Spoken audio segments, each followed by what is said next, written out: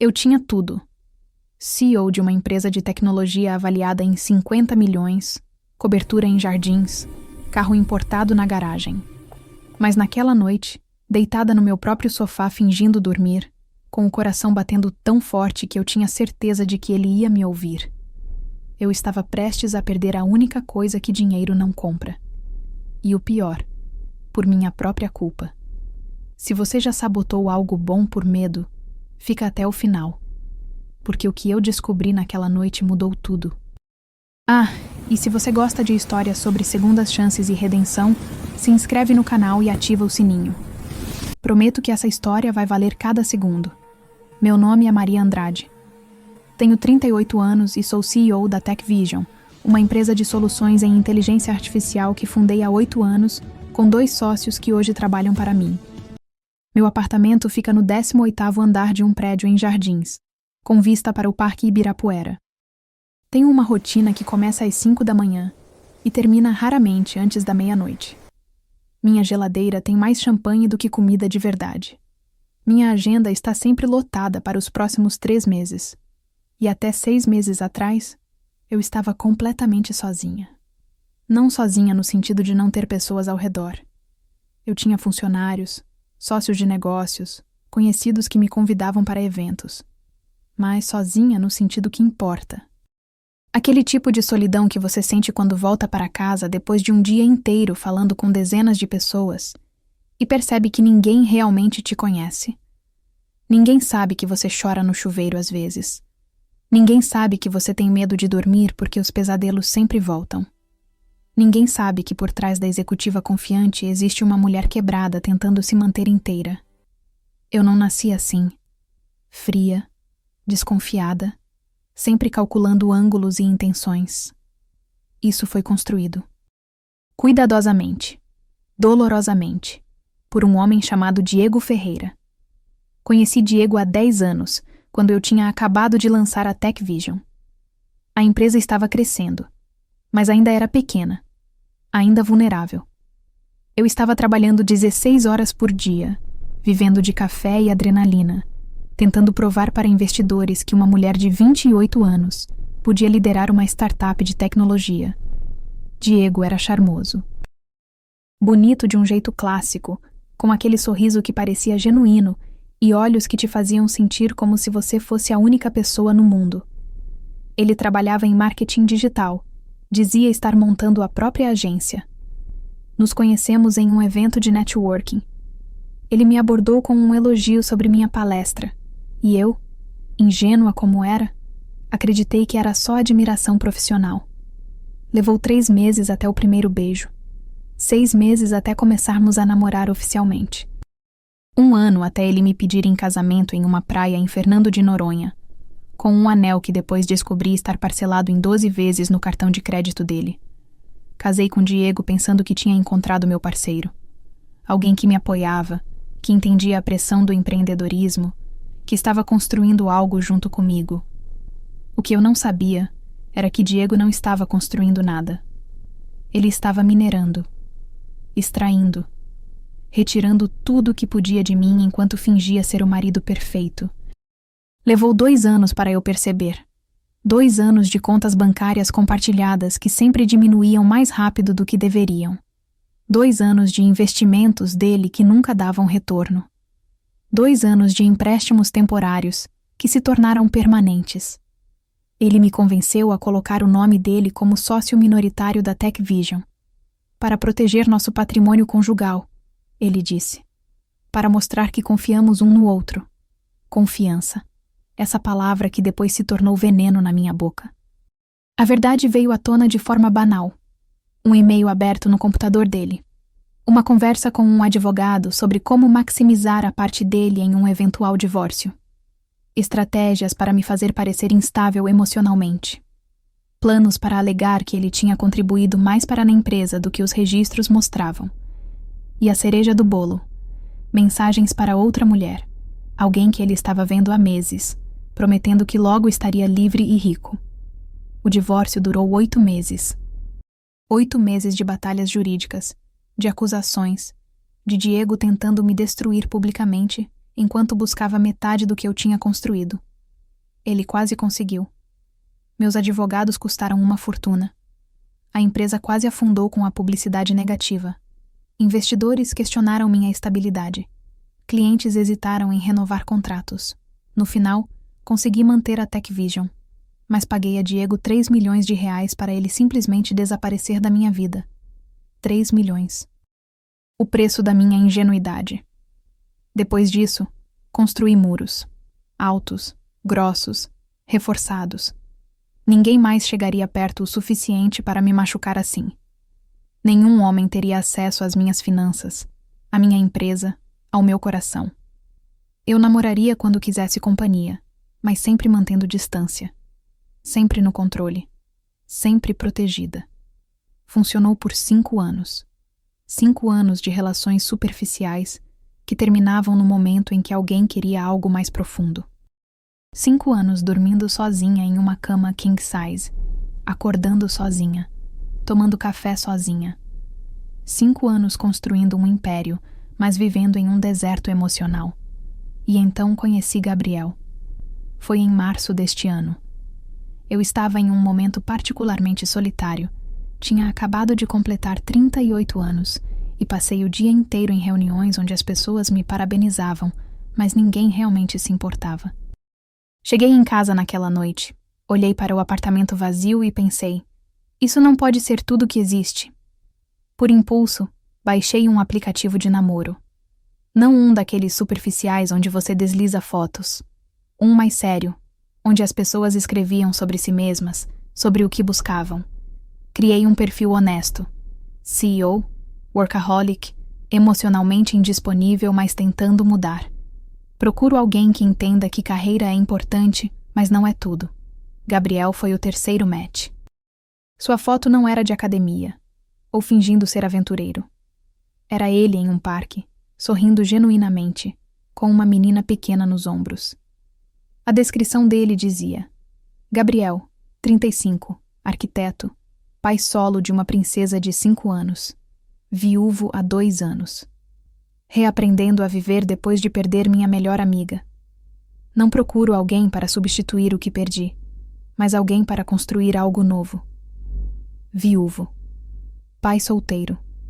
Algo em mim respondeu àquela vulnerabilidade. Ele não estava fingindo ser perfeito. Estava admitindo que era quebrado também. Conversamos por 2 semanas antes de marcar o primeiro encontro. Conversas longas, profundas.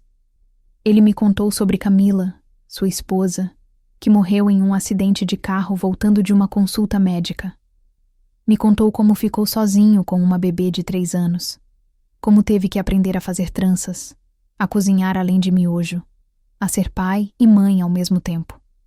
Eu contei sobre Diego, sobre a traição financeira e emocional, sobre os muros que construí. Gabriel não tentou me convencer a derrubá-los, só disse: muros existem por um motivo, mas às vezes a gente esquece que pode ter uma porta. Nosso primeiro encontro foi em uma cafeteria em Pinheiros. Nada sofisticado, nada impressionante. Gabriel chegou 10 minutos atrasado, pedindo desculpas porque a babá da filha tinha se atrasado. Ele estava usando jeans e uma camisa social simples, nada de grife. Tinha olheiras de alguém que acorda cedo com uma criança de 5 anos. Conversamos por 4 horas. Ele não perguntou sobre minha empresa. Não quis saber quanto eu ganhava. Não demonstrou nenhum interesse em me impressionar com conquistas ou possibilidades. Falamos sobre livros, sobre lugares que queríamos conhecer, sobre como é difícil ser adulto quando você ainda se sente perdido por dentro. Quando nos despedimos, ele não tentou me beijar. Só segurou minha mão por um momento e disse: eu adoraria te ver de novo, Maria. Se você quiser. Eu queria. E isso me assustou. O segundo encontro foi um jantar. O terceiro, uma caminhada no Ibirapuera. O quarto, uma exposição de arte. Gabriel sempre insistia em dividir a conta, mesmo quando eu oferecia pagar. Não é sobre dinheiro, ele dizia. É sobre reciprocidade. Depois de 6 semanas, ele me convidou para conhecer Sofia. Só se você estiver pronta, ele avisou. Ela já perdeu a mãe. Não quero que se apegue a alguém que vai desaparecer. Encontramos em um parque em um sábado de manhã. Sofia era pequena, com cachos escuros e olhos enormes que estudavam tudo com curiosidade científica. Ela era tímida no começo, escondendo-se atrás das pernas do pai. Mas quando eu me sentei na grama e comecei a fazer pulseiras de flores com ela, algo mudou. Ela começou a falar, a rir, a me mostrar suas brincadeiras favoritas. No final da tarde, quando Gabriel disse que precisavam ir, Sofia me abraçou. Um abraço pequeno, de criança, mas genuíno. "Você pode vir de novo?" ela perguntou. Olhei para Gabriel. Ele estava me observando com uma expressão que não consegui decifrar completamente, mas que parecia esperançosa e assustada ao mesmo tempo. "Posso", eu disse. E naquele momento, senti um dos meus muros começar a rachar. Os 3 meses seguintes foram os mais felizes que tive em anos. Gabriel e eu nos víamos 2, 3 vezes por semana. Às vezes com Sofia, às vezes só nós dois. Ele conheceu meu apartamento, mas nunca comentou sobre o luxo. Nunca pareceu impressionado ou interessado. Quando eu mostrei a vista, ele só disse: "Bonito, mas deve ser solitário às vezes." Ele tinha razão. Era. Começamos a dormir juntos depois de 2 meses. Não foi apressado ou casual. Foi natural, íntimo, cheio de uma ternura que eu não experimentava há anos. Gabriel me tocava como se eu fosse preciosa. Como se ele entendesse que eu era frágil embaixo da armadura de executiva. E foi exatamente por isso que comecei a ter medo. Porque Gabriel era bom demais. Atencioso demais. Perfeito demais. E minha experiência me dizia que nada perfeito é real. Que em algum lugar, escondido, havia um interesse, uma agenda, um plano. Meu melhor amigo, Lucas, não ajudou. Lucas me conhecia desde a faculdade. Tinha me visto passar pelo inferno com Diego, e agora observava meu relacionamento com Gabriel com ceticismo óbvio. "Você checou o background dele?" Lucas perguntou durante um almoço em junho. "Sabe se ele realmente é arquiteto? Se a esposa realmente morreu? Se ele não está apenas procurando uma mulher rica para resolver os problemas dele?" "Ele não é assim, Lucas." Diego também não era. Até ser. Aquelas palavras plantaram sementes. Sementes venenosas que começaram a crescer no solo fértil das minhas inseguranças. Comecei a observar Gabriel mais de perto. A questionar pequenas coisas que antes pareciam inocentes. Por que ele sempre mudava de assunto quando eu perguntava sobre suas finanças? Por que ele nunca me convidou para conhecer sua casa? Por que cancelou nosso encontro na semana passada na última hora com uma desculpa vaga sobre problemas com Sofia? Racionalmente, eu sabia as respostas. Ele era reservado sobre dinheiro porque provavelmente estava lutando financeiramente como pai solo. Não me convidou para a casa dele porque provavelmente era modesta e ele tinha vergonha comparada ao meu apartamento. Cancelou porque realmente teve um problema com a filha. Mas a parte de mim que tinha sido destruída por Diego, a parte que jurou nunca mais ser enganada, sussurrava: "E se não for isso? E se for tudo uma performance?" A paranoia cresceu. Comecei a testar Gabriel em pequenas coisas. Deixava a bolsa acidentalmente aberta para ver se ele olharia. Mencionava problemas financeiros inventados na empresa para ver se ele ofereceria ajuda ou mostraria preocupação excessiva. Perguntava sobre o passado dele em detalhes, procurando inconsistências. Gabriel passou em todos os testes. Nunca mexeu na minha bolsa. Mostrou empatia apropriada sobre a empresa, mas não se ofereceu para ajudar financeiramente. Suas histórias eram consistentes, e isso, perversamente, me deixou ainda mais suspeita. Por quê? E se ele fosse apenas bom em esconder? E se fosse mais inteligente que Diego? Foi Lucas quem plantou a ideia final. Estávamos tomando vinho em meu apartamento uma noite de sexta-feira, quando ele disse casualmente: "Você sabe o que me diria tudo sobre Gabriel? Observar o que ele faz quando pensa que ninguém está olhando." "Como assim?" "Tipo, se vocês estivessem sozinhos no seu apartamento e você estivesse, sei lá, dormindo. O que ele faria? Ficaria cuidando de você? Ou mexeria nas suas coisas? Vasculharia? Tiraria fotos?" A ideia me atingiu como um raio. Um teste definitivo. Uma forma de saber, de uma vez por todas, quem Gabriel realmente era. Isso é manipulador, Lucas. Mais manipulador que fingir amar você para ter acesso à sua conta bancária? Ele tinha um ponto. A ideia fixou-se na minha mente como um parasita. Cresceu, consumiu, tornou-se uma obsessão. Eu precisava saber. Precisava ter certeza. Porque se Gabriel fosse genuíno, eu poderia finalmente começar a confiar de novo. E se não fosse, bem, melhor descobrir agora do que em 2 anos, em uma audiência de divórcio. Na semana seguinte, convidei Gabriel e Sofia para passarem o fim de semana comigo. Um teste, eu disse, para ver como seria se morássemos juntos eventualmente. Gabriel ficou surpreso, mas feliz. Tem certeza? É um passo grande. Tenho certeza. Mentira. Eu não tinha certeza de nada. Só tinha medo, desconfiança e um plano que provavelmente destruiria tudo. Eles chegaram na sexta à noite, Gabriel com uma mochila simples e Sofia com uma mala pequena rosa coberta de adesivos de unicórnio. Sofia estava animada, correndo pelo apartamento, explorando cada cômodo. Gabriel estava mais contido, parecendo quase desconfortável com a opulência. Você não precisa ficar impressionado, eu disse. Não estou impressionado. Ele respondeu. Estou pensando em quanto espaço vazio existe aqui. Em como deve ecoar quando você está sozinha. Sempre fazendo isso. Sempre vendo através de mim. Jantamos juntos. Pizza que pedi porque Gabriel insistiu que não queria que eu cozinhasse. Sofia contou histórias animadas sobre o jardim de infância. Gabriel riu das piadas dela. Ajudou-a a não fazer bagunça. Foi tudo normal. Quente. Como uma família. E isso me aterrorizou.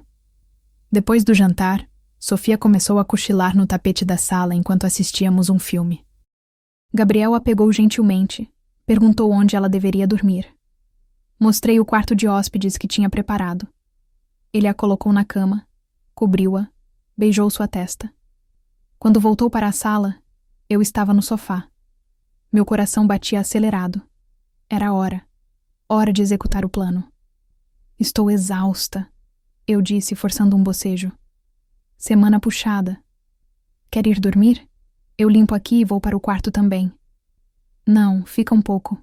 Só vou fechar os olhos aqui mesmo por alguns minutos.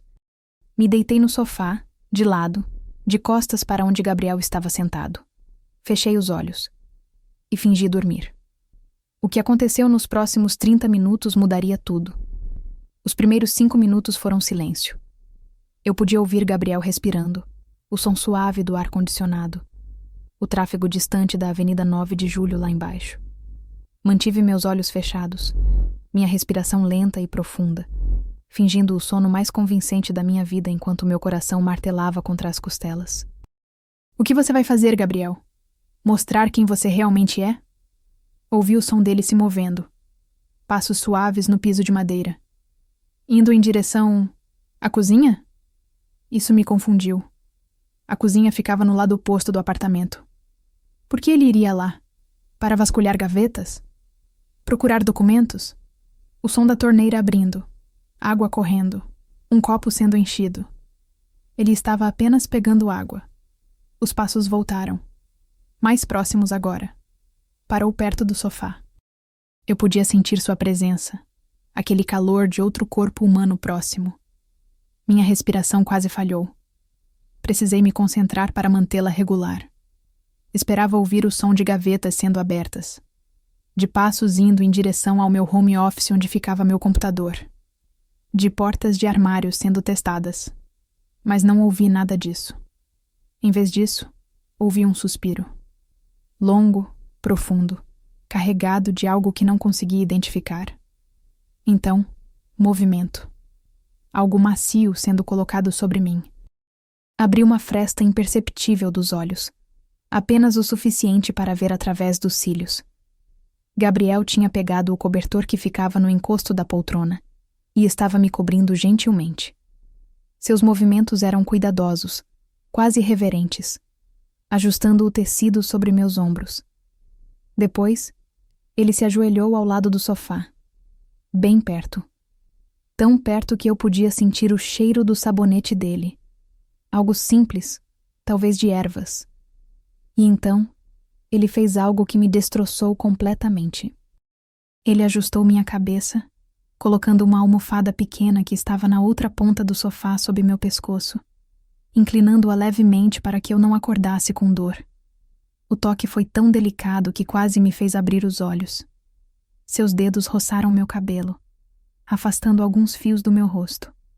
Maria, ele sussurrou, tão baixo que quase não ouvi. Pensei que ele tinha percebido que eu estava acordada, que o teste tinha falhado. Prendi a respiração. Mas ele não estava me acordando. Estava apenas falando, como se precisasse dizer algo que não podia dizer quando eu estava consciente. Eu sei que você tem medo, ele continuou, a voz embargada. Vejo isso nos seus olhos sempre que as coisas ficam boas demais entre nós, como se você estivesse esperando o outro sapato cair.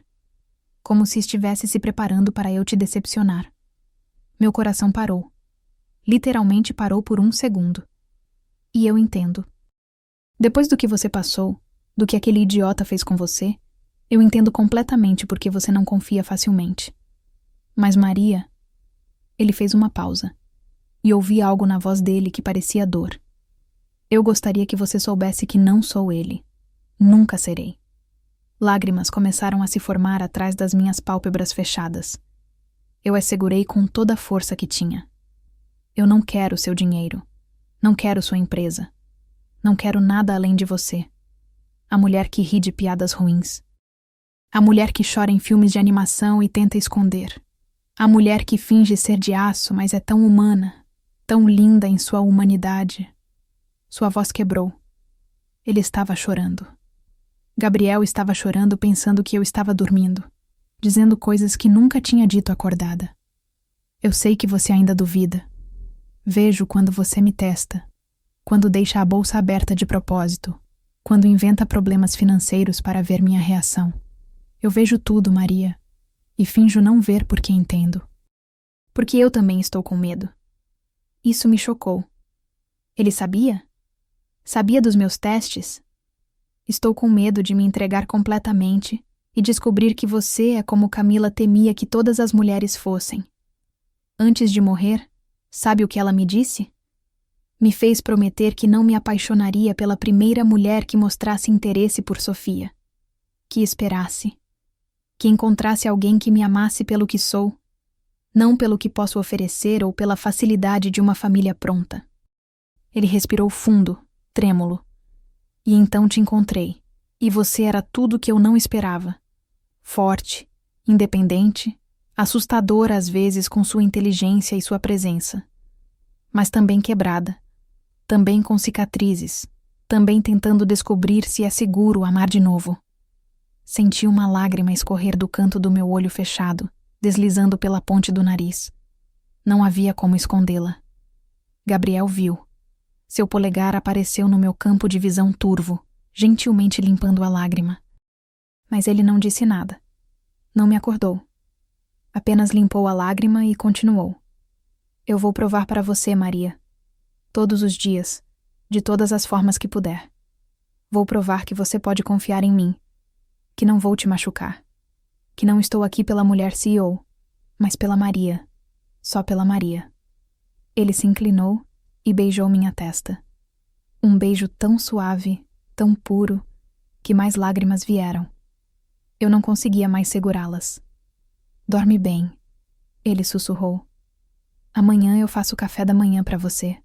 Panquecas. As que Sofia adora. E vou continuar te provando. Até você acreditar. Gabriel se levantou. Ouvi seus passos se afastando, a luz da sala sendo apagada, apenas a luz fraca do corredor permanecendo. Ouvi a porta do quarto de hóspedes sendo aberta e fechada gentilmente.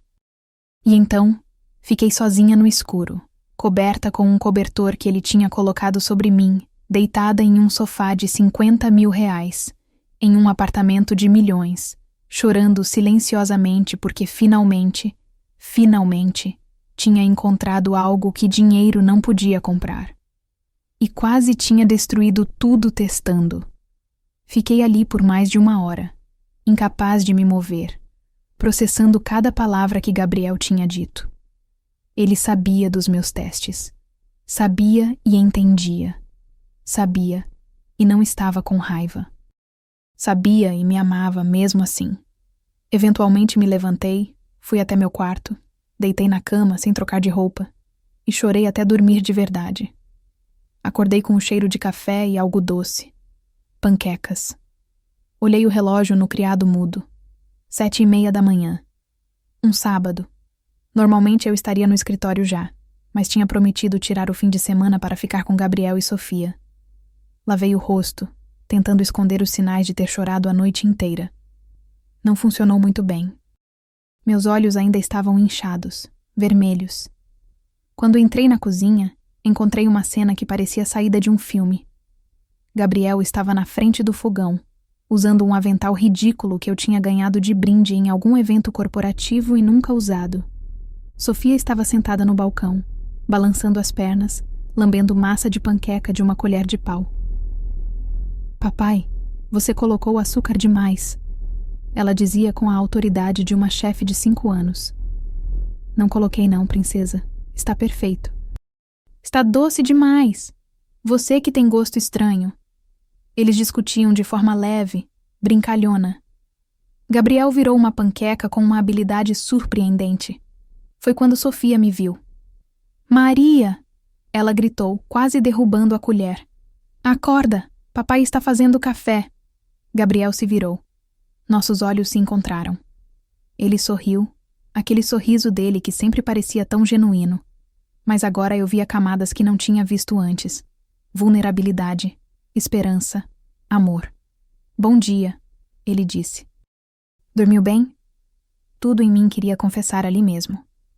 Dizer que tinha fingido dormir, que tinha ouvido tudo, que estava arrependida, que confiava nele. Mas minha garganta estava fechada. Só conseguia acenar com a cabeça. "Café?"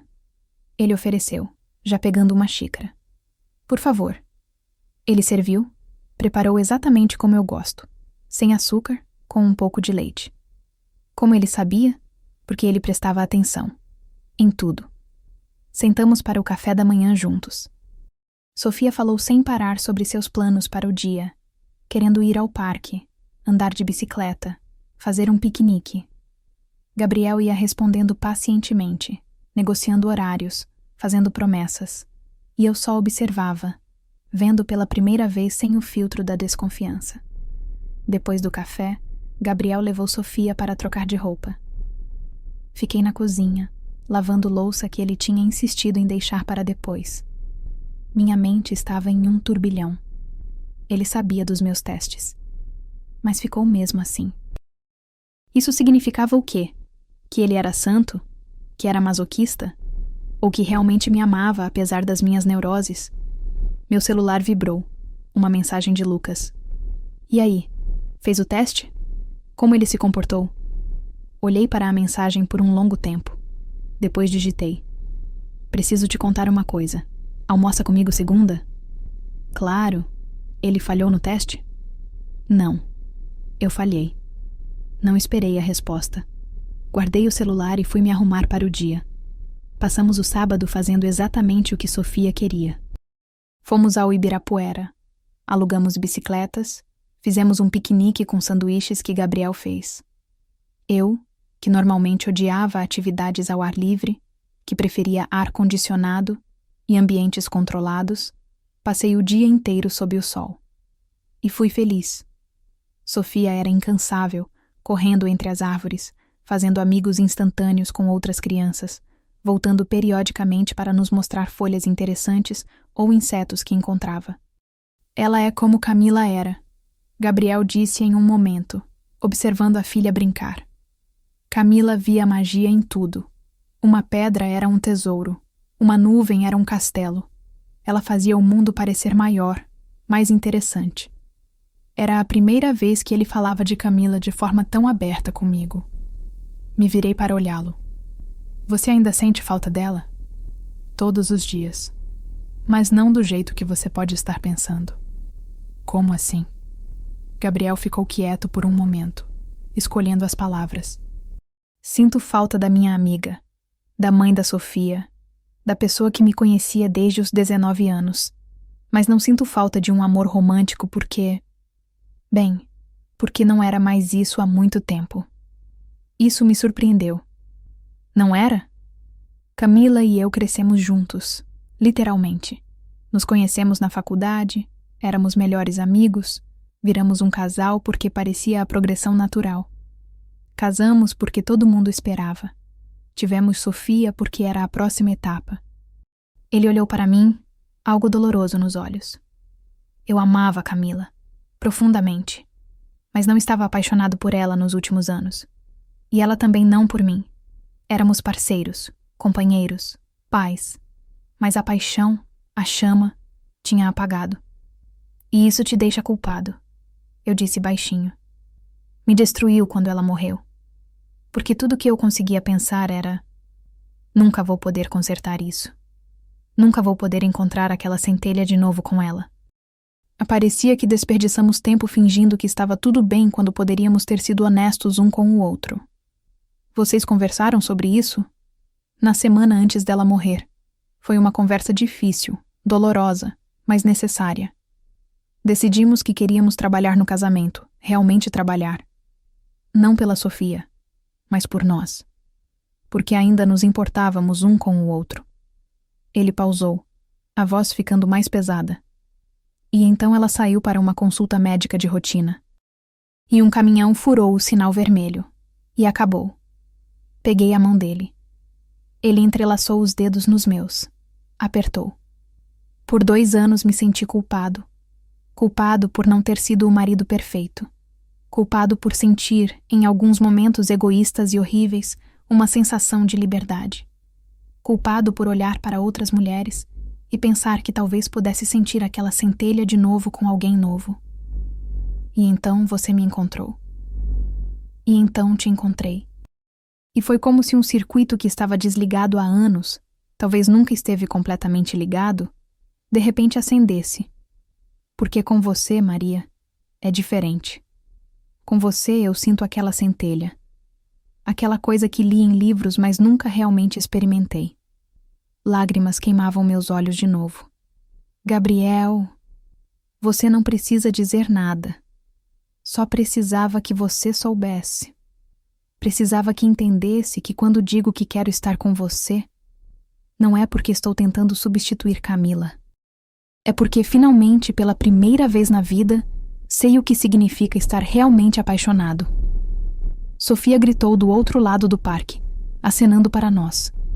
Tinha encontrado um cachorro e queria que víssemos. Gabriel se levantou, estendeu a mão para mim. Vamos? Nossa filha encontrou um novo melhor amigo. Nossa filha, ele tinha dito. Não minha filha. Nossa. Passamos o resto do dia rindo, brincando, vivendo. Quando voltamos para o apartamento ao anoitecer, todos estávamos exaustos. Sofia dormiu no carro antes mesmo de chegarmos na garagem. Gabriel a carregou para dentro, colocou-a na cama ainda vestida. Quando voltou para a sala, eu estava no sofá. O mesmo sofá onde tinha fingido dormir na noite anterior. Ele sentou ao meu lado, não muito perto, respeitando meu espaço como sempre fazia. Obrigada, eu disse. Por hoje, por tudo. Foi um dia bom. Foi perfeito. Silêncio confortável se instalou entre nós. O tipo de silêncio que só existe entre pessoas que não precisam preencher cada segundo com palavras. Gabriel, comecei, a voz tremendo.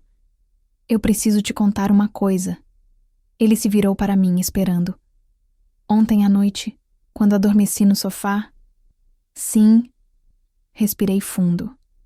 Era hora de ser honesta. Hora de derrubar pelo menos um dos muros. Eu não estava dormindo. Estava fingindo. Ele ficou imóvel. Algo mudou em sua expressão, mas não consegui identificar o quê. Estava testando você, continuei, as palavras saindo em uma torrente agora. Queria ver o que você faria quando pensasse que eu estava vulnerável, inconsciente. Queria ver se mexeria nas minhas coisas, se mostraria quem realmente é. E o que eu fiz? Você me cobriu, ajustou minha cabeça. E então, minha voz quebrou. E então você disse coisas que nunca disse quando eu estava acordada. Sobre confiar, sobre provar que é diferente, sobre seus medos também. Gabriel respirou fundo, processando. Você ouviu tudo? Sim. E agora? Como se sente? Me sinto terrível. Me sinto manipuladora. Me sinto humana, ele completou. Você se sente humana, Maria. Assustada e tentando se proteger. Você devia estar com raiva. Estou magoado, ele admitiu. Não vou mentir. Dói saber que você sente que precisa me testar assim. Mas com raiva? Não, porque entendo. Como pode entender? Eu violei sua confiança. E você estava protegendo seu coração. Um coração que foi partido, pisoteado, usado. Ele segurou minhas mãos. Maria, todo mundo tem mecanismos de defesa. Os seus são testes. Desconfiar, manter distância. Os meus são diferentes, mas existem. Quais são os seus? Não falo sobre Camila facilmente. Mantenho Sofia separada dos meus relacionamentos o máximo possível. Evito conflito porque tenho medo de perder as pessoas que amo se for muito intenso, muito exigente. Ele acariciou meu rosto gentilmente. Somos dois adultos quebrados tentando descobrir como amar de novo sem se destruir no processo. Vamos cometer erros. Você vai me testar de vez em quando. Eu vou me fechar quando deveria me abrir. É parte do processo. Mas e se eu não conseguir parar? E se continuar duvidando? Então eu continuo provando, até você finalmente acreditar. O beijei. Não um beijo gentil, mas desesperado, cheio de todo o medo e alívio e amor que estava sentindo. Ele me beijou de volta com a mesma intensidade. Quando nos separamos, estávamos ambos sem ar. Fica essa noite, eu sussurrei. Não no quarto de hóspedes, comigo. Tem certeza? Pela primeira vez em muito tempo, tenho certeza de algo. Fomos para meu quarto. E pela primeira vez, não fiz amor com Gabriel guardando parte de mim. Dei tudo. Ele recebeu tudo com uma ternura que me fez chorar. Depois, deitados no escuro, entrelaçados, ele sussurrou. Você confia em mim agora? Pensei cuidadosamente antes de responder. Honestidade total. Estou aprendendo. É um processo. Mas, Gabriel, quero confiar. E isso já é mais do que conseguia sentir antes. É suficiente. Por enquanto, é suficiente. Adormecemos assim.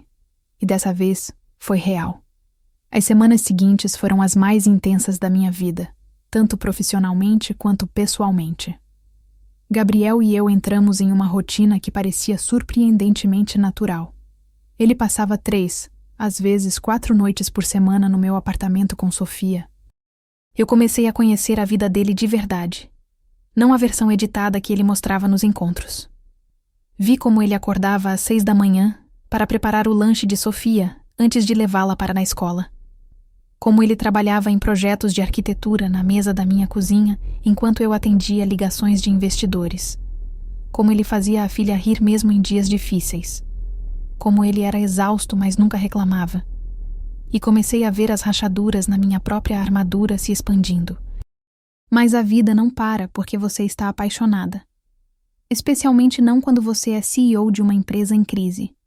Foi em uma segunda-feira, 3 semanas depois do fim de semana do teste, que Henrique Sampaio convocou uma reunião extraordinária do conselho. Henrique era meu investidor majoritário. O homem que tinha apostado 5 milhões na TechVision quando éramos apenas uma ideia e 3 programadores trabalhando de um apartamento alugado. Cheguei na sala de reuniões às 9 em ponto. A mesa estava cheia. Henrique na cabeceira, seus 2 sócios do fundo de investimento dos lados, meus outros 2 conselheiros independentes e Roberto Farias, nosso CFO. Maria, Henrique começou sem preâmbulos. Precisamos discutir o desempenho do último trimestre. Aqui vamos nós. Os números não foram os esperados, continuou. Perdemos 2 contratos grandes. A concorrência está ganhando terreno. Nossos investidores estão nervosos. Tivemos alguns reveses, admiti, mantendo a voz firme. Mas a pipeline para o próximo trimestre está forte. 3 propostas em negociação final, uma delas com a maior varejista do país. Propostas não são contratos fechados. Entendo isso. Mas, Maria, Henrique me interrompeu, e algo no tom dele me fez gelar. O conselho está preocupado, não apenas com os números, com você. Comigo? Você está distraída. Nos últimos meses, vimos você sair mais cedo, chegar mais tarde, delegar reuniões importantes. Sua cabeça não está mais completamente no jogo. Senti o sangue subir ao rosto. Minha performance não mudou. A Tech Vision continua crescendo. Mais devagar que a concorrência. E há rumores. Rumores? Roberto, meu CFO, olhou para baixo. Henrique continuou implacável. Rumores de que você está em um relacionamento sério, com um homem com uma filha pequena, que está considerando ajustes no seu estilo de vida. No como eles sabiam. E por que isso importava? Minha vida pessoal é privada e não afeta meu trabalho. Mas afeta, Henrique disse. Você construiu esta empresa com sangue, suor e lágrimas, com dedicação total. E agora, quando precisamos de você mais do que nunca, você está dividida. Não estou dividida, estou equilibrada. Pela primeira vez em anos, tenho uma vida além deste escritório, e isso me torna uma líder melhor, não pior. Os números dizem o contrário. Isso me atingiu como um soco. Porque havia verdade ali. Não muita, mas o suficiente para doer. O que vocês estão propondo? Perguntei, a voz gelada. Henrique trocou olhares com os outros conselheiros. Queremos trazer um co-CEO, alguém para dividir a carga de trabalho, permitir que você tenha essa vida pessoal que tanto quer, sem comprometer a empresa. Um co-CEO. Um código corporativo para estamos te afastando devagar. Não. Maria, não. Esta é minha empresa. Eu a construí. Não vou dividir o comando porque tive a audácia de namorar alguém. Ninguém está dizendo isso. É exatamente o que estão dizendo. Me levantei, as mãos trêmulas, mas a voz firme. Nenhum CEO homem seria questionado por ter uma família. Nenhum homem aqui seria criticado por sair às 6 da tarde para jantar com os filhos. Mas eu, porque sou mulher, porque ouso ter uma vida pessoal, de repente sou incompetente? Não é sobre gênero. É sempre sobre gênero, Henrique. Sempre. Saí da reunião tremendo de raiva. Fui direto para meu escritório, tranquei a porta e, pela primeira vez em anos, considerei largar tudo. Meu celular tocou. Gabriel. Oi. Atendi, tentando controlar a voz. Oi. Sofia está na escola. Pensei em passar aí para um café rápido. Você está perto da... Maria? O que aconteceu? Como ele sempre sabia? Nada. Só uma reunião difícil. Quer conversar sobre isso? Não agora. Preciso lidar com isso primeiro. Ok. Mas estou aqui quando precisar. Pela primeira vez, sem estar sussurrando pensando que eu dormia. Te amo, em plena luz do dia, por telefone, casual como se fosse a coisa mais natural do mundo. E eu congelei. Não consegui responder. O silêncio se estendeu por segundos que pareceram horas. Maria? Eu... preciso ir. Falo com você depois. Desliguei antes que ele pudesse responder. E então, sozinha no meu escritório, desabei. Porque Henrique estava certo. Eu estava dividida. Entre a empresa que era minha identidade por uma década e o homem que poderia ser meu futuro. Entre provar que uma mulher podia ter tudo e admitir que talvez tudo fosse demais para uma pessoa só. E pior, muito pior, era perceber que Gabriel tinha dito que me amava e eu não consegui dizer de volta, porque uma parte de mim ainda estava com medo. Ainda duvidava. Ainda esperava o momento em que ele revelaria que era tudo uma farsa. Passei o resto do dia enterrada em trabalho, evitando pensar. Respondi e-mails, revi propostas, liguei para clientes potenciais. Trabalho era familiar. Trabalho era seguro. Trabalho nunca te dizia te amo. E esperava algo de volta que você não sabia se podia dar. Quando finalmente saí do escritório, já passava das 10 da noite. Tinha 13 mensagens não lidas de Gabriel. Não li nenhuma. Cheguei em casa e o apartamento estava vazio. Obviamente. Gabriel tinha suas próprias responsabilidades, sua própria vida. Não podia ficar esperando indefinidamente por uma mulher que nem conseguia retribuir um "eu te amo". Me servi um copo de vinho. Sentei no sofá onde tudo tinha começado e deixei as lágrimas finalmente caírem. Meu celular tocou. Lucas. Você sumiu, ele disse quando atendi. Dia difícil. Ouvi falar da reunião do conselho. Henrique é um idiota. Claro que ele ouviu. Lucas tinha ouvidos em toda a comunidade de startups de São Paulo. Ele tem um ponto. Admiti. Não, não tem. Você é a melhor CEO que conheço. Ter uma vida pessoal não muda isso. Mas muda meu tempo, minha energia, meu foco. Maria, escuta. Vai trabalhar até morrer sozinha só para provar um ponto? Não é sobre provar um ponto. É sim. Você está tão desesperada para mostrar que não precisa de ninguém, que é forte o suficiente sozinha, que está sabotando a única coisa boa que tem. Fiquei em silêncio. Gabriel te ligou hoje. Lucas continuou. Preocupado. Disse que vocês tinham brigado, que ele tinha dito algo errado. Ele disse que me ama. E isso é ruim? É assustador. Claro que é. Amor é aterrorizante. Significa dar poder para alguém te destruir. Mas Maria, nem todo mundo vai usar esse poder. Alguns vão protegê-lo como se fosse sagrado. Como você sabe que Gabriel é um desses? Eu não sei. Você que sabe. Lá no fundo você sabe. Depois que desliguei, fiquei sentada no escuro por muito tempo. Pensando. Processando. Lucas estava certo. Eu sabia. Tinha visto Gabriel em seus piores momentos, quando estava exausto, frustrado, vulnerável. Tinha testado ele de formas que me envergonhavam agora. E ele sempre, sempre passou. Não porque fosse perfeito, mas porque era genuíno. Peguei o celular e finalmente li as mensagens dele. Desculpa se te assustei com o que disse. Não era minha intenção te pressionar. Estou aqui se quiser conversar. Sofia perguntou por você. Disse que sente sua falta. Não vou te forçar a nada, Maria, mas precisa saber que meus sentimentos são reais. Posso ligar? Ou prefere espaço? E a última enviada há apenas 20 minutos. Estou com medo de ter estragado tudo. Por favor, me diz que não estraguei. Digitei e apaguei uma resposta 5 vezes. Finalmente escrevi. Você não estragou nada. Eu que estou com medo. Podemos conversar amanhã? A resposta veio em segundos. Qualquer hora, qualquer lugar. Só me diz quando e onde. Meu apartamento. Depois que levar Sofia para a escola. Estarei aí. Não dormi aquela noite. Fiquei ensaiando o que diria, como explicaria anos de trauma em uma conversa.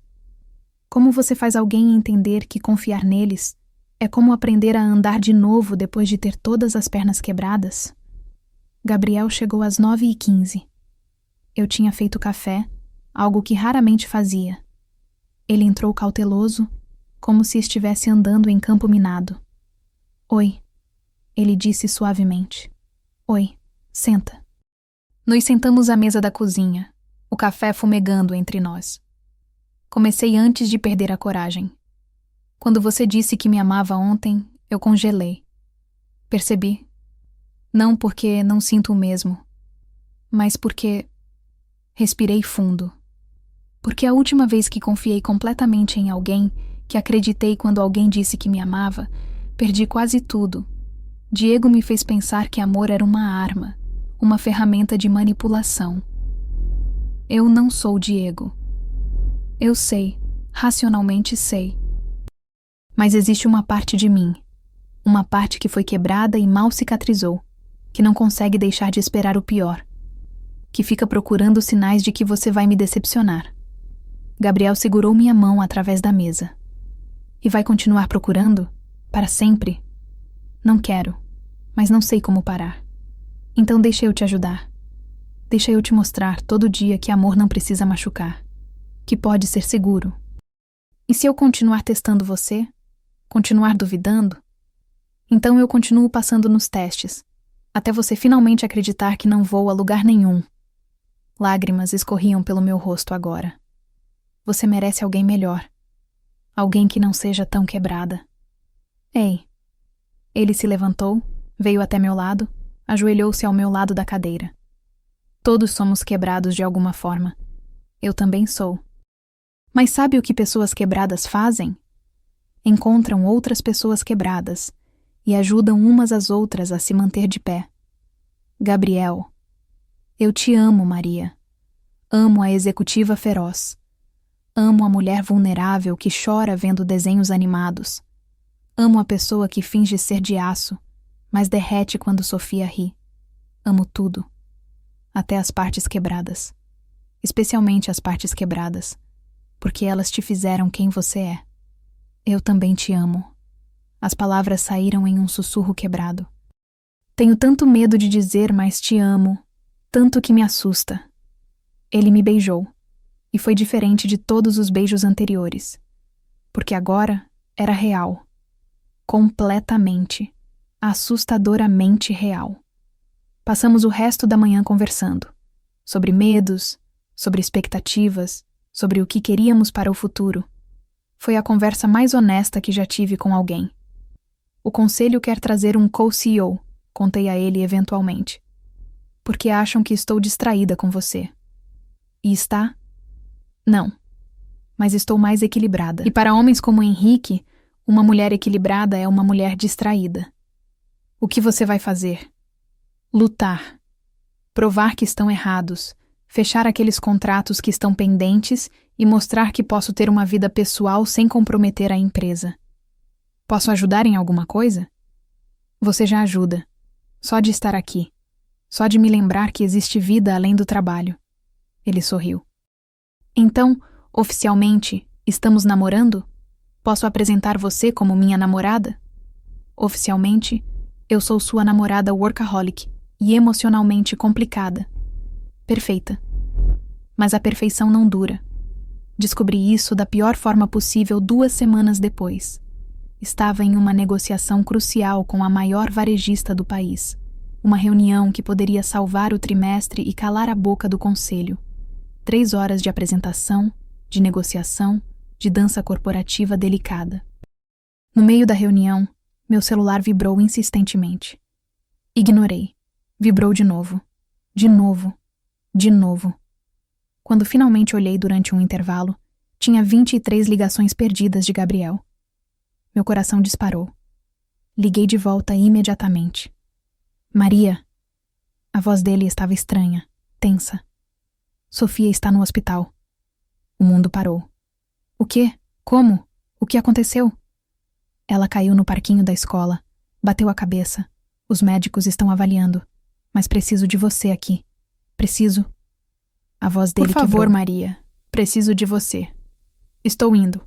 Qual hospital? Einstein, Zona Sul. Desliguei e corri.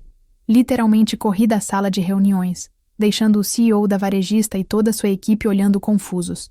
Peguei meu carro, dirigi como uma louca, ligando para Roberto para explicar que precisava sair, que era uma emergência. Cheguei ao hospital em 20 minutos. Encontrei Gabriel na sala de espera da pediatria, sentado com a cabeça entre as mãos. Quando me viu, se levantou e praticamente desabou em meus braços. Os médicos estão com ela agora, fazendo tomografia. Ela estava consciente quando chegamos, mas eles querem ter certeza que não tem nada grave. Vai ficar tudo bem, eu disse, sem saber se era verdade, mas precisando dizer algo. Eu estava em uma reunião com um cliente. Demorei 15 minutos para chegar na escola depois que ligaram. 15 minutos em que minha filha estava sozinha, com dor, com medo. Você não podia saber. Foi um acidente. E se for grave? E se eu a perder também? Como Camila? O terror bruto em sua voz me partiu.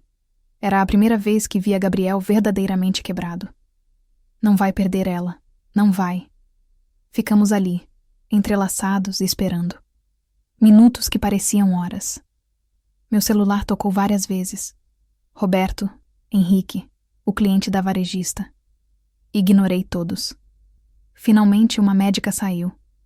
Jovem, com olhos gentis. Senhor Novaes? Gabriel se levantou tão rápido Como ela que quase está? tropeçou. Sofia vai ficar bem. A tomografia não mostrou nenhum trauma craniano sério. Apenas uma concussão leve. Vamos mantê-la em observação por algumas horas. Mas ela pode ir para casa ainda hoje. O alívio que senti foi tão intenso que minhas pernas quase cederam. Posso vê-la? Gabriel perguntou. Claro, ela está pedindo pelo papai. Ele olhou para mim. Vem comigo. Vou. Entramos no quarto juntos. Sofia estava na cama, pequena e frágil com um curativo na testa, mas acordada e relativamente alerta. Quando viu Gabriel, começou a chorar. Papai! Estou aqui, princesa. Papai está aqui. Ele a abraçou gentilmente, cuidadoso com a cabeça dela. E então Sofia me viu. Maria veio também? Vim, sim. Vim te ver. Doeu muito. Eu caí e doeu muito. Eu sei, amor. Mas vai melhorar, prometo. Ficamos com ela por horas. Até os médicos liberarem, até Gabriel assinar os papéis de alta, até conseguir carregar uma Sofia sonolenta para o carro. Fica com a gente essa noite? Gabriel pediu quando chegamos no apartamento dele. Pela primeira vez, eu estava entrando na casa dele. Um apartamento modesto em Pinheiros, 2 quartos, decoração simples, mas aconchegante. Fotos de Camila por toda a parte. Fico. Ajudei Gabriel a colocar Sofia na cama, a administrar os remédios que os médicos prescreveram. Sentamos no quarto dela, apenas observando ela dormir, certificando-nos de que estava respirando normalmente. Era quase meia-noite quando finalmente fomos para a sala. Obrigado, Gabriel disse, por largar tudo e vir. Não precisa agradecer. É onde eu deveria estar. Aquela reunião que você deixou era importante? Era, mas não mais importante que isso, que você, que Sofia. Ele me puxou para um abraço e ficamos assim por um longo tempo. Meu celular vibrou. Uma mensagem de Roberto. A varejista cancelou a reunião. Disse que nossa falta de profissionalismo foi inaceitável. O contrato não vai acontecer. Senti como se tivessem me socado no estômago. Aquele contrato era crucial. Era a prova de que eu podia equilibrar tudo. E eu tinha acabado de perder. Não contei para Gabriel sobre a mensagem de Roberto naquela noite. Ele já estava lidando com Sofia, com o susto, com o trauma de quase perder outra pessoa que amava. Não precisava carregar meu peso também. Mas às 3 da manhã, ainda acordada no sofá dele enquanto Gabriel dormia no quarto ao lado do de Sofia para ficar perto, a realidade me atingiu completamente. Eu tinha perdido o contrato. O conselho ia usar isso como munição. Henrique provavelmente já estava redigindo a proposta para trazer um co-CEO. Ou pior, para me substituir completamente. E a parte mais terrível?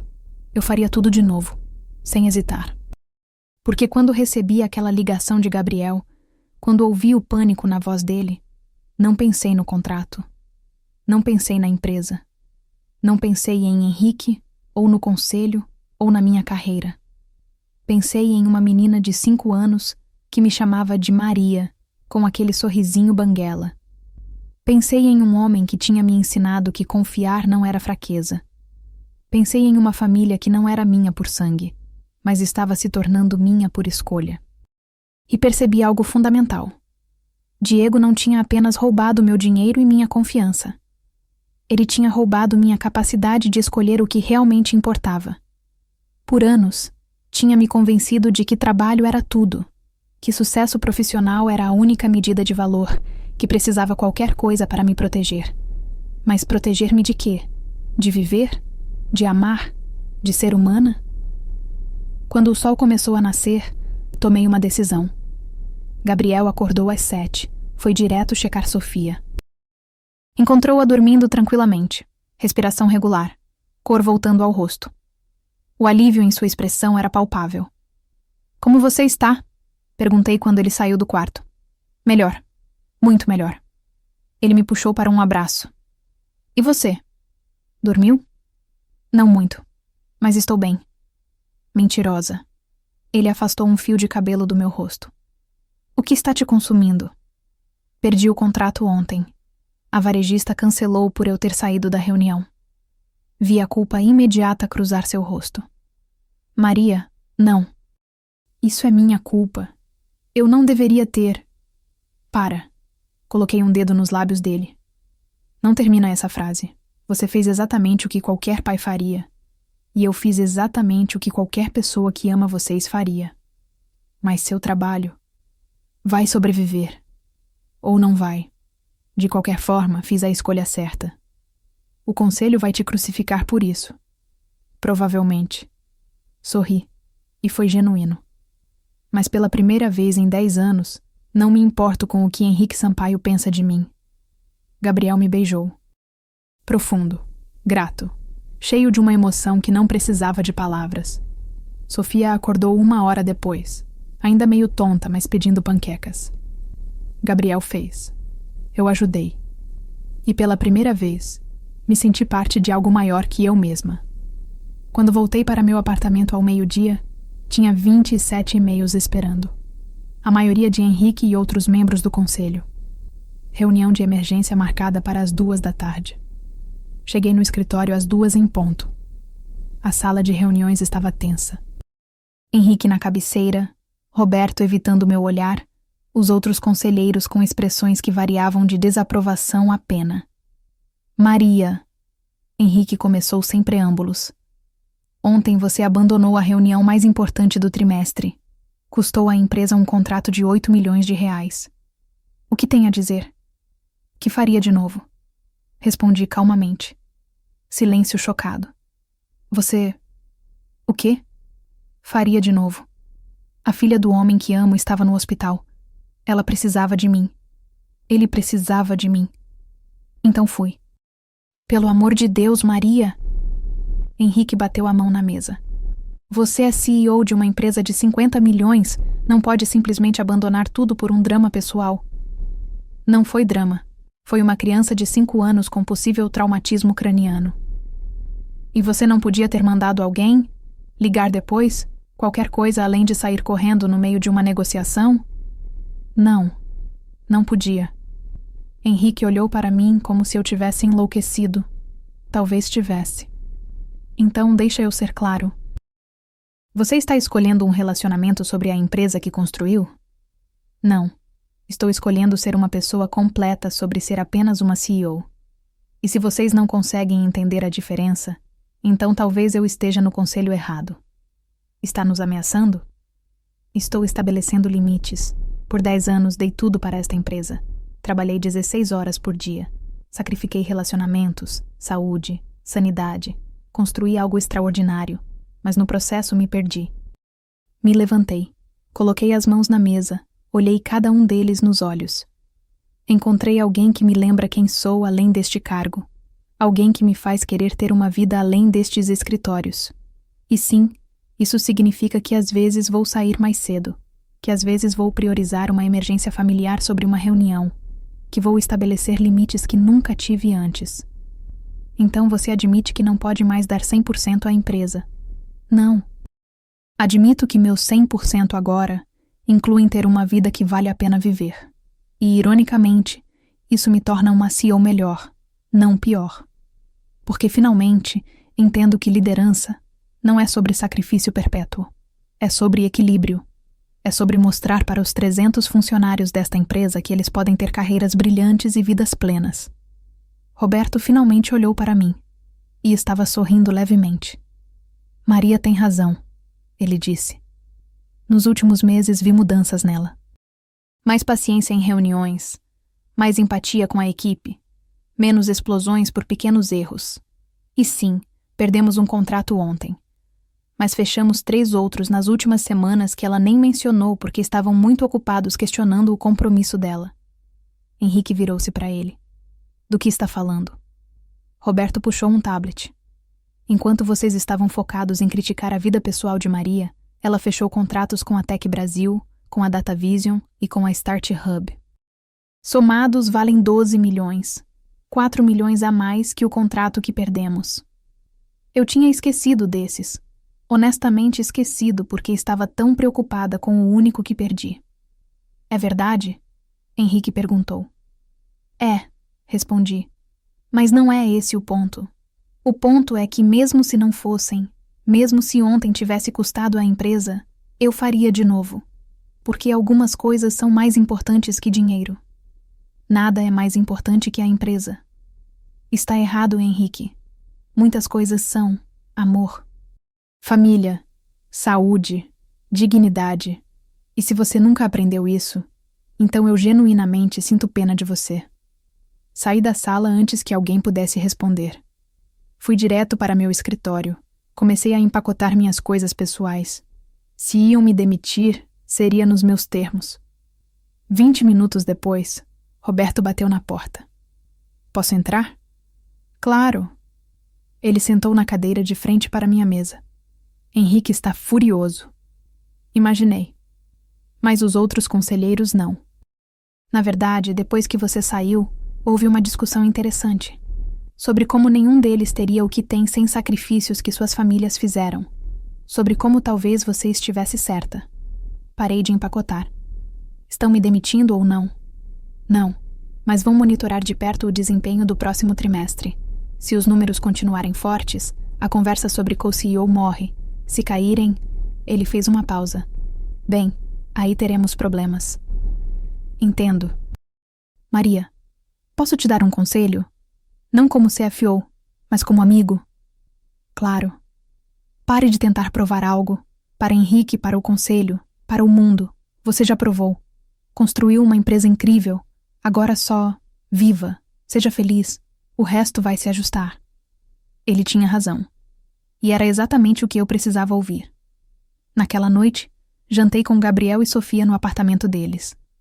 Panquecas de novo, porque era tudo que Sofia queria comer com a dor de cabeça residual. Como foi a reunião? Gabriel perguntou quando Sofia foi assistir desenho na sala. Sobrevivi. Estabeleci limites. Quase me demitiram, mas não aconteceu. Quase te demitiram por minha causa. Não, por minha escolha. Grande diferença. Ele segurou minha mão. Não quero ser o motivo de você perder algo que construiu. Não vai ser. Porque finalmente entendi que a empresa não me define. É uma parte de mim. Uma parte importante. Mas não é tudo que sou. E o que mais você é? Olhei para ele, para Sofia rindo de algo na TV, para aquele apartamento modesto que parecia mais casa que meu apartamento de luxo jamais pareceu. Estou descobrindo, disse. Mas sei que inclui ser sua namorada. Inclui ser alguém que Sofia pode contar. Inclui ser parte disso aqui. Isso aqui é bagunçado. Eu sei. É perfeito. 3 meses se passaram. 3 meses de equilíbrio complicado, mas real. Continuei sendo CEO, mas estabeleci limites rígidos. Não mais e-mails depois das 9 da noite. Não mais finais de semana no escritório. Delegação real, confiando na minha equipe. E sabe o que aconteceu? A empresa prosperou. Porque quando você não está microgerenciando tudo por exaustão, as pessoas têm espaço para brilhar.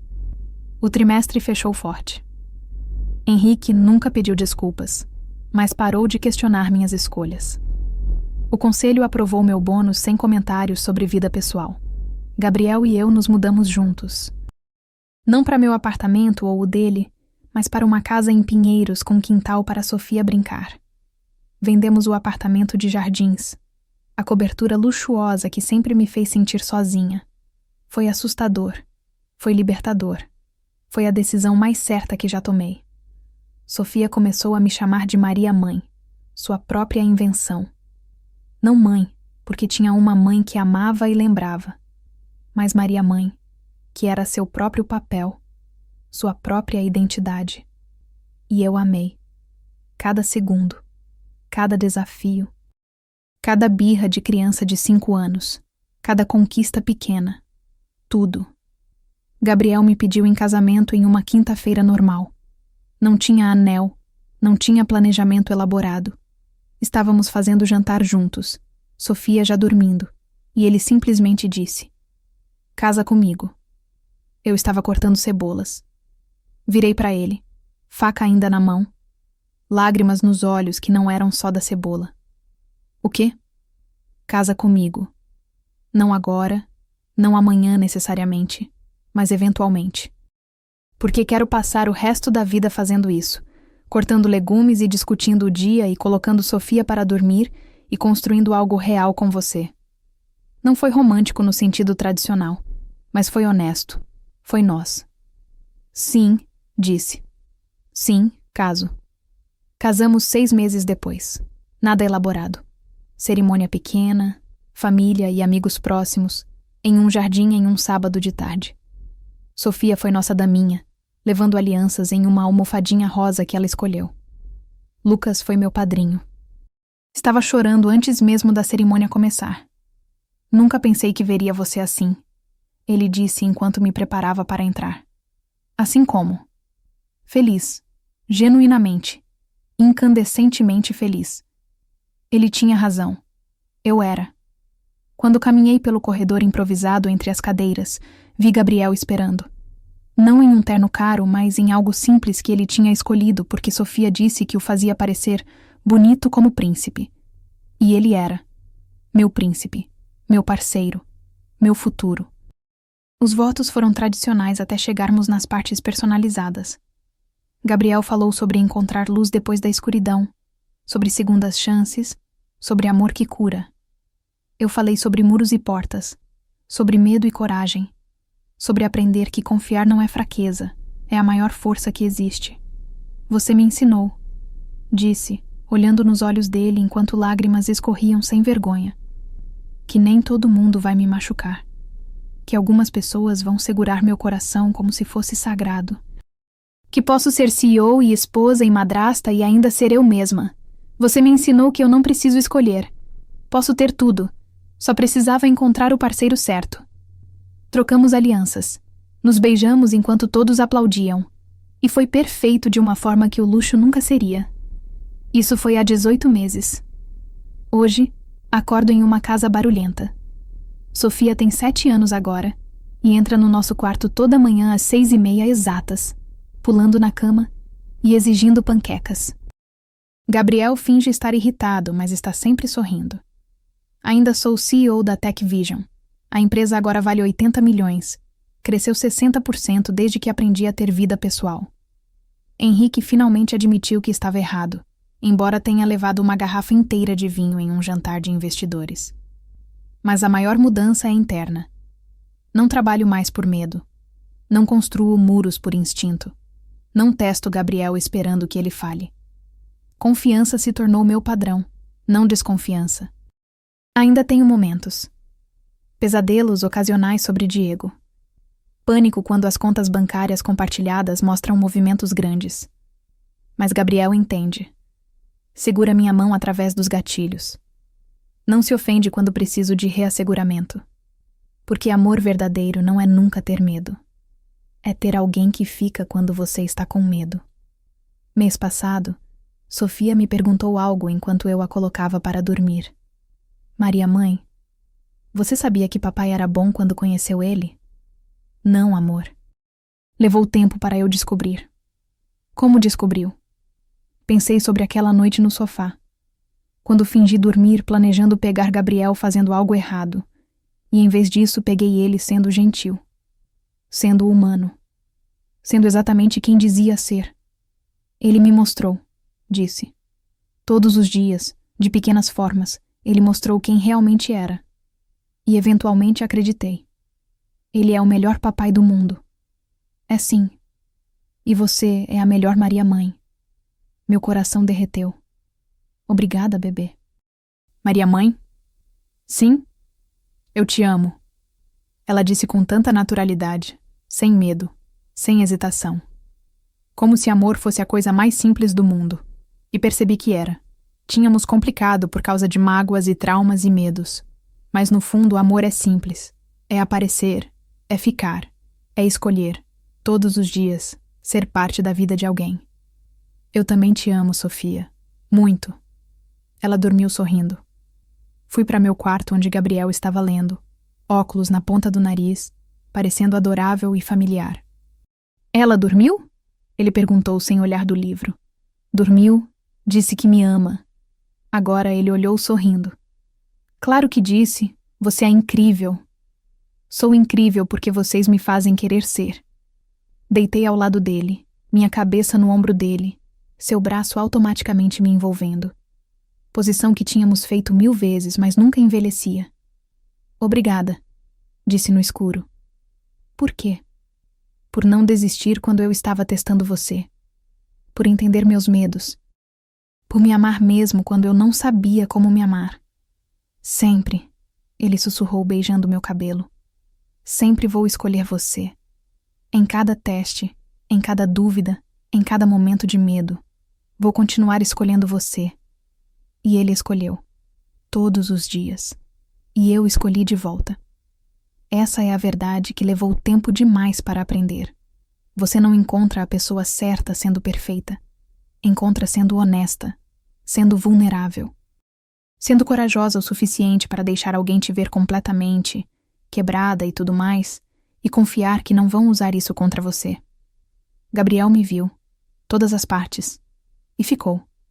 E eu, finalmente, acreditei que merecia isso. Hoje, Gabriel e eu estamos casados há 1 ano e meio. Sofia me chama de Maria Mãe. Foi ideia dela. Um híbrido que respeita a memória de Camila, mas me inclui na vida deles. Ainda sou CEO. Ainda sou workaholic em recuperação. Ainda tenho que lutar contra meu instinto de controlar tudo. Mas aprendi que confiar não é fraqueza. É a maior coragem que existe. Se você está assistindo isso e tem medo de se entregar, medo de confiar de novo depois de ser traída, eu quero te dizer uma coisa. Nem todo mundo merece sua desconfiança. Algumas pessoas vão te surpreender. Algumas pessoas vão segurar seu coração como se fosse cristal, mesmo quando você está esperando que o quebrem. E quando você encontrar essas pessoas, a única coisa mais assustadora que confiar nelas é perder a chance de amá-las por causa do medo. Aquela noite, quando fingi dormir para testar Gabriel, eu estava procurando por falhas. Estava desesperada para encontrar prova de que ele era como Diego, de que todo mundo eventualmente me machucaria. Mas sabe o que encontrei? Um homem ajoelhado ao lado de um sofá, cobrindo a mulher que amava, sussurrando promessas que não sabia que eu podia ouvir. E aquele momento mudou tudo. Não porque ele passou no teste, mas porque percebi que o verdadeiro teste era comigo mesma. Eu confiaria? Eu seria corajosa o suficiente para acreditar? A resposta foi sim, e continua sendo sim, todos os dias. Curte esse vídeo se você ficou até aqui. Se inscreve no canal para mais histórias reais sobre amor, superação e segundas chances. Compartilha com alguém que precisa ouvir que é possível amar de novo depois da traição. Que é possível confiar depois de ser quebrada. Que é possível construir uma família linda mesmo quando seu passado tentou te convencer de que você não merece. A gente se vê no próximo vídeo. E lembra, o maior teste não é o que você faz com os outros. É o que você faz consigo mesma. É se você vai deixar o medo decidir sua vida, ou se vai ser corajosa o suficiente para deixar o amor entrar. Escolhe o amor. Sempre vale a pena.